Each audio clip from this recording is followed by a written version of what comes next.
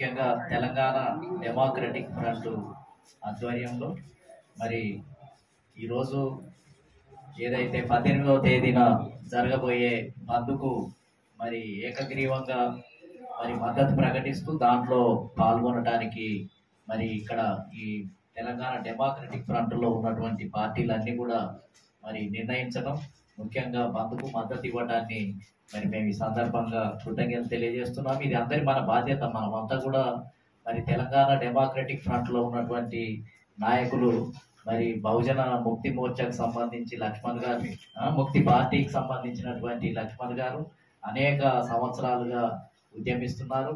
మేషరామ్ గారు అయితే జాతీయ స్థాయిలో పెద్ద ఎత్తున ఈ సమాజానికే, ఈ కుల వ్యవస్థ సమాజానికే వ్యతిరేకంగా పోరాటం చేస్తున్నారు. అదేవిధంగా మరి వెంకటస్వామి గారు అయితే మేమంతా సహచరులమే. అనేక సంవత్సరాలు సంయుక్తంగా ఈ రాష్ట్రంలో 2-3 కులాల వర్గాల యొక్క పరిపాలన పోవాలి, అన్ని కులాలకు అన్ని వర్గాలకు రాజ్యాధికారం పంపిణీ చేయబడాలి అనే లక్ష్యంతో మేమంతా కూడా పనిచేస్తున్నాము. అదేవిధంగా తెలంగాణ కమ్యూనిస్ట్ పార్టీ, అదేవిధంగా మరి సోషలిస్ట్ పార్టీ ఆఫ్ ఇండియా ఈరోజు మరి మద్దతుకు సంపూర్ణంగా మద్దతు ప్రకటించడం జరిగింది. పేరేం పేరు? పురుషోత్తం గారు మరి సీనియర్ నాయకులు. మరి సోషలిస్ట్ పార్టీ అంటేనే రామ్ మనోహర్ లోహియా. ఈ భారతదేశంలో, ఉత్తర భారతదేశంలో అసలు బీసీలకు సోషలిస్ట్ పార్టీ మూమెంట్ ద్వారానే, రామ్ మనోహర్ లోహియా మూమెంట్ ద్వారానే ములాయం సింగ్ కానీ, లాలూ ప్రసాద్ యాదవ్ కానీ, కర్పూరి ఠాగూర్ కానీ నార్త్ ఇండియాలో మరి ముఖ్యమంత్రులై ఒక ఉద్యమమే రావడానికి ప్రధాన కారకులు సోషలిస్ట్ పార్టీనే. కాబట్టి అదేవిధంగా మరి వెల్ఫేర్ పార్టీ ఆఫ్ ఇండియా అయితే మాకు అఖ్తర్ గారు, నసీం గారు మేమంతా కలిసి పని చేసినటువంటి వాళ్ళమే. వెంకటస్వామి గారు అదేవిధంగా వెల్ఫేర్ పార్టీ మరి చాలా సంవత్సరాలు మేమంతా ఒక వేదిక మీద ఉండి సంయుక్తంగా కూడా పనిచేసినటువంటి వాళ్ళు, సీనియర్ నాయకులు, నిజంగా మంచి కమిట్మెంట్ ఉన్నటువంటి వ్యక్తులు. అదేవిధంగా రహీమొద్ది గారు మరి రాష్ట్రీయ ముస్లిం మోర్చా, వీరు కూడా మరి అనేక మీటింగ్లలో మేమంతా కలిసి ఈ వ్యవస్థలో మార్పు తీసుకురావాలని చెప్పి పనిచేస్తున్నాం. ముఫ్తీ మహమ్మద్ మరి ఫహీమొద్ది గారు చాలా సీనియర్, మంచి అవగాహన ఉంది, సమాజం మీద మంచి పట్టుంది. ఈ దేశంలో బడుగు బలహీన వర్గాలు అధికారంలోకి రావాలనే బలమైనటువంటి కోరిక ఉన్న వాళ్ళే ఇక్కడ ఉన్నారు.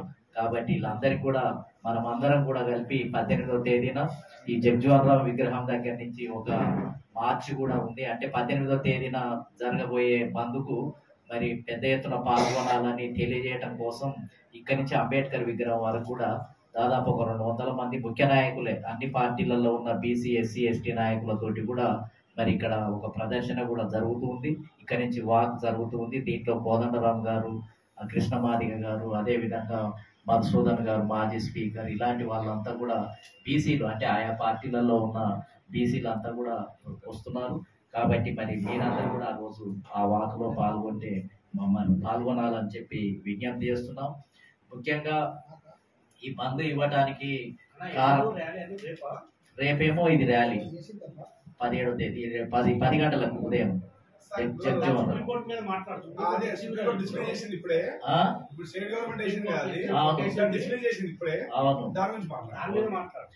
చెప్తున్నాను, దాని ముందే ఊహించినటువంటిదే. ఏదైతే ఈ స్టే ఇచ్చిన దాని మీద మళ్ళీ తెలంగాణలో ఉన్నటువంటి కాంగ్రెస్ ప్రభుత్వం వెంటనే నిన్నగాక మొన్న మళ్ళీ అప్పీల్ చేయడానికి సుప్రీం కోర్టులో రావడం జరిగింది. ఈ రోజు బెంచ్కి వస్తుంది అని విన్నాము. అప్పుడే వచ్చి మరి డిస్మిస్ చేయడం జరిగింది అని చెప్పి చెప్తున్నారు.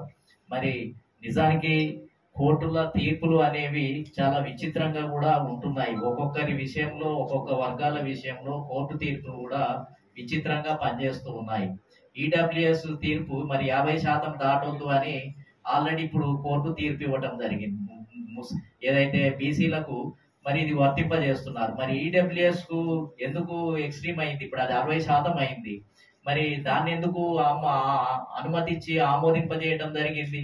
అంటే కోర్టులు ఎందుకు మౌనంగా ఉంటున్నాయి?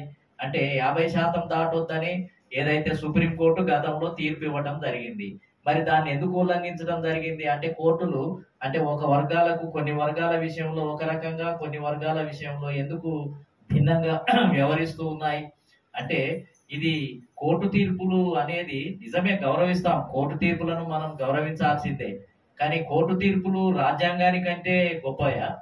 రాజ్యాంగమే గొప్పది కదా. భారతదేశంలో జడ్జిలు కూడా మాట్లాడుతున్నారు, అప్పుడు రాజ్యాంగంలో ఉన్న ఆర్టికల్సే పవర్ఫుల్ అనేది భారతదేశం అంతా మాట్లాడుతున్నారు. మరి కోర్టు తీర్పు అనేది 1992లో ఇందిరా సహాని ఒక కోర్టు తీర్పు అది ఏమని ఇచ్చింది అని అంటే, అది రాజ్యాంగంలో కూడా లేదు, 50% దాటొద్దని రాజ్యాంగంలో ఎక్కడ రాయబడలేదు.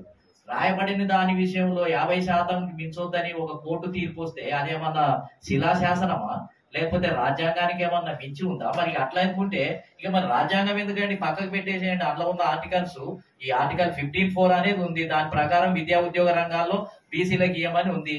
మరి ఇచ్చారు, ఇస్తే మళ్ళీ 50% దాటొద్దని లేని దాన్ని తీసుకుని వచ్చి ఒక తీర్పిస్తే రాజ్యాంగం ఉల్లంఘించబడ్డట, ఓడించబడ్డట, లేకపోతే రాజ్యాంగాన్ని ఫాలో అయినట్ట అంటే. అదే విధంగా స్థానిక సంస్థలకు సంబంధించి రాజ్యాంగంలో 243 243 అనే articles Rajiv Gandhi prime minister ఉన్నప్పుడు 73, 74 రాజ్యాంగ సవరణ ద్వారా పెట్టారు. ఇంకా రాజ్యాంగంలో పెట్టడము అని అంటే అది సుప్రీమే కదా. ఇంకా అలా కాకపోతే ఎంత జనాభాకి ఇవ్వాలి అనేది అందులో పెట్టలేదని ఒక సాకు వెతికారు. ఎస్సీ ఎస్టీలకు అయితేనేమో జనాభా ఎంత ఉంటే అంత రిజర్వేషన్లు పెంచుకుంటూ పోవాలని అందులో పక్కకు రాశారు. అయితే దీని విషయంలో కొన్ని టెక్నికల్ గా ఏంటంటే జనాభా గురించి అని రాయలేదు. అంటే రాయకపోతే ఇంకా నువ్వు అంటే మరి రాసుందా 50% దాటొద్దు అని అందులో ఏమన్నా రాసుందా? 20% ఉండాలని ఏమన్నా రాసుందా? ఏమి లేదు. లేనప్పుడు దాన్ని విశాల హృదయంతో తీసుకోవాలి. వీళ్ళు బడుగు బలహీన వర్గాలే. ఇటువరకు ఏమన్నా సర్పంచి పదవులలో కుప్పలుగా నియమించబడితే ఎమ్మెల్యేలంతా నిజంగానే అసెంబ్లీల నిండా బీసీలు ఉంటే, లోక్సభ నిండా ఉంటే నిజంగానే వీళ్ళు ఎక్కువైపోయారు, శాతం ఎక్కువైపోయింది అని అప్పుడు ఏమన్నా కంట్రోల్ చేస్తే, అప్పుడు ఏమైనా నిబంధన విధిస్తే, పరిమితి విధిస్తే ఓకే. కానీ ప్రాథమికంగా జిల్లాలలో ఒక బీసీ ఎమ్మెల్యే ఎవరున్నారు అని వెతుక్కుంటే కూడా దొరకడం లేదు. సర్పంచులలో ఒక ఎంబీసీ నాయ బ్రాహ్మణ, కుమ్మరి, కమ్మరి, వడ్రంగి ఇలాంటి కులాలు ఎక్కడన్నా జెడ్పీటీసీ చైర్మన్ ఉన్నాడా, లేకపోతే మెంబర్ ఉన్నాడా, మండలాధ్యక్షుడు ఉన్నాడా అంటే వెతుక్కున్నా దొరకడం లేదు. అంటే ఎవరు దేశంలో లేరని తెలుస్తూ ఉంది, ఈ కులాల నుంచి రిప్రజెంటేషనే లేదని తెలుస్తుంది. లేనప్పుడు ఏం చేయాలి? కోర్టులు, రాజ్యాంగంలో ఏముంది? ఈక్వాలిటీ అని ఉంది, జస్టిస్ అని ఉంది, డెమోక్రసీ అని ఉంది. మరి డెమోక్రసీ అని అంటే ఏంది? 2-3 కులాలు వర్గాలు పరిపాలిస్తేనే డెమోక్రసీ. మరి ఇక్కడ ఈ ఆంధ్రప్రదేశ్ లో 2-3 కులాలే పరిపాలిస్తున్నాయి. మరి డెమోక్రసీ రాజ్యాంగంలో ఉంది కాబట్టి ఇది తప్పు అని ఏమైనా కోర్టులు జోక్యం చేసుకుని 2-3 వర్గాల పరిపాలన ఆపమని ఎక్కడన్నా చెప్పిందా? డెమోక్రసీ కదా. మరి డెమోక్రసీ అని అందులో రాశారు. ఇప్పుడు 2-3 కులాల డెమోక్రసీ జరుగుతుంది. దేశంలో ఒక 10-12 కులాల డెమోక్రసీ జరుగుతుంది. మరి డెమోక్రసీ లేదు. డెమోక్రసీ రాజ్యాంగంలో అయితే ఉంది, గొప్పగా రాశారు. మరి డెమోక్రసీ లేనప్పుడు కోర్టు తీర్పులు ఏమి ఇవ్వాలి? ఈ విధమైన పరిపాలన ఉండొద్దు అని ఇప్పుడున్న సిస్టాన్ని కొట్టివేయాలి కదా. ఈక్వాలిటీ అని చెప్పింది. ఈక్వాలిటీ అనేది మరి లేదు. కొన్ని కులాలే పరిపాలిస్తున్నాయి, కొన్ని కులాలు రాజకీయ బానిసలుగా ఉన్నాయి. ఈక్వాలిటీ లేదని ఏమైనా అనుకూలంగా తీర్పులు ఇవ్వాలి కదా. మరి ఏం చేసుకుంటాం? రాజ్యాంగ పీఠికల ఊరికనే దిష్టి బొమ్మల్లాగా ఊరికనే పదాలు పెట్టుకొని వాటిని పొగుడుకుంటా తిరగాల? ఏం చేయాలి?